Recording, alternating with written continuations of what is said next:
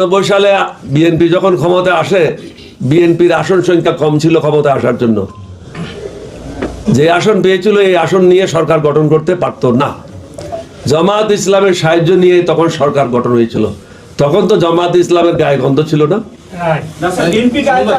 আপনি কথা শুনে নেন, সব উত্তর দিয়ে দেব।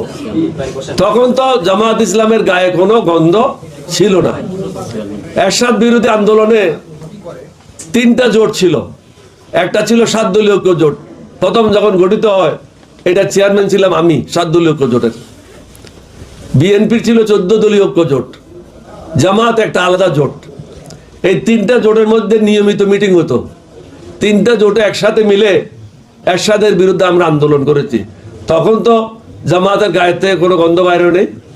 তারপরে আসেন 1986 সালে আওয়ামী লীগ এবং জামাত মিলে এরশাদের সময় নির্বাচন অংশগ্রহণ করে তারা সংসদে গিয়েছিল। তখনও জামাতের গায়ে গন্ধ ছিল না। 91 সালে বিএনপি যখন সরকার গঠন করলো, তারা তখন পাক পবিত্র হয়ে গেল। 96 সালে জামাত এবং আওয়ামী লীগ মিলে বিএনপির বিরুদ্ধে সংগ্রাম করলো অন্তর্বর্তীকালী সরকার করার জন্য বা কেয়ারটেকার সরকার করার জন্য। তখন তো ওদের গায়ের থেকে একদম খাস সুগন্ধি বেরোচ্ছিল। তখন তো কোনো অসুবিধা ছিল না।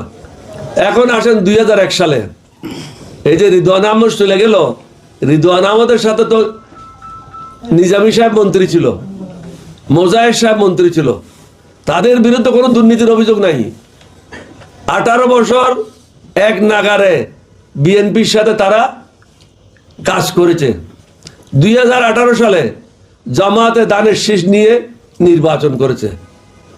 তাহলে আওয়ামী লীগও তাদের সাথে কাজ করেছে, বিএনপিও কাজ করেছে।